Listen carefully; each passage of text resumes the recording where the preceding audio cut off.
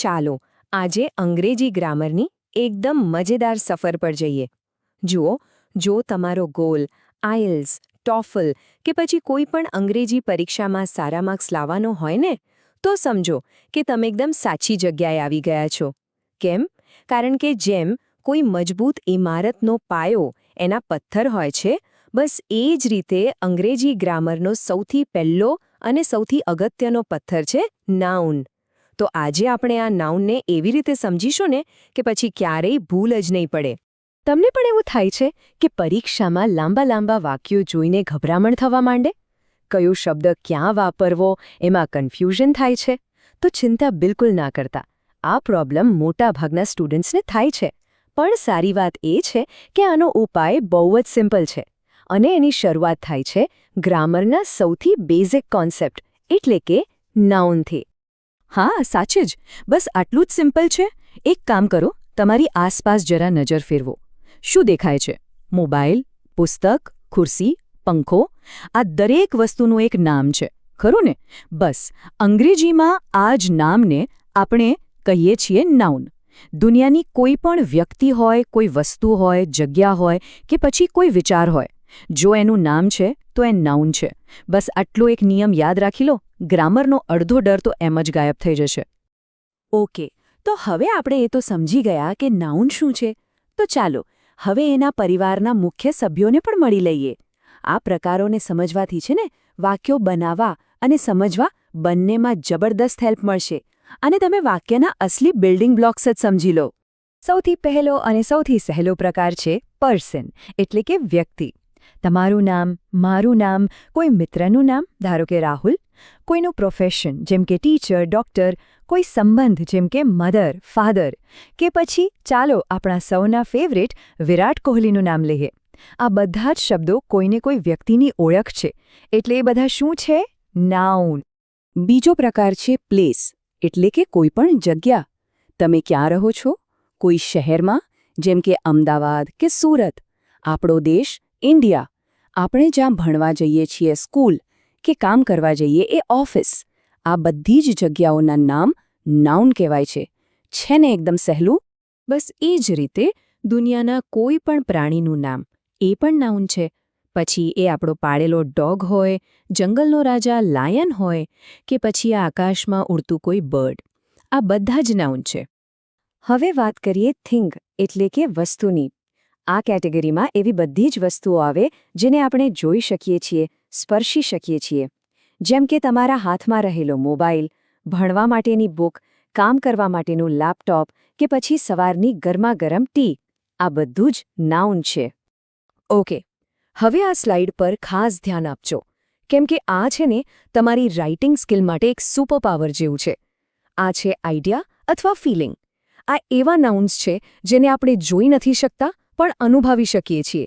જેમ કે લવ, ઓનેસ્ટી એટલે કે પ્રામાણિકતા, હેપીનેસ એટલે કે ખુશી અને સૌથી અગત્યનું નોલેજ એટલે કે જ્ઞાન. પરીક્ષામાં નિબંધ લખતી વખતે આવા શબ્દોનો ઉપયોગ તમારા લખાણને બહુ જ પાવરફુલ બનાવે છે. સારું, તો મોટો સવાલ એ છે કે કોઈ લાંબા વાક્યમાં નાઉનને ફટાફટ શોધી કેવી રીતે કાઢવો. ચાલો એના માટે એક જાદુઈ ટ્રીક શીખીએ. આ ટ્રીક કોઈ પણ વાક્યમાં કામ કરશે, ગેરંટી. તમારે ફક્ત વાક્યને આ 3 સવાલ પૂછવાના છે. પહેલો, હુ એટલે કે કોણ. બીજો, વોટ એટલે કે શું. અને ત્રીજો, વેર એટલે કે ક્યાં. આ 3 સવાલોના જવાબમાં જે પણ શબ્દ મળે એ 99% નાઉન જ હોય છે. ચાલો આને પ્રેક્ટિકલી ટ્રાય કરીએ. ચાલો એક ઉદાહરણથી સમજીએ.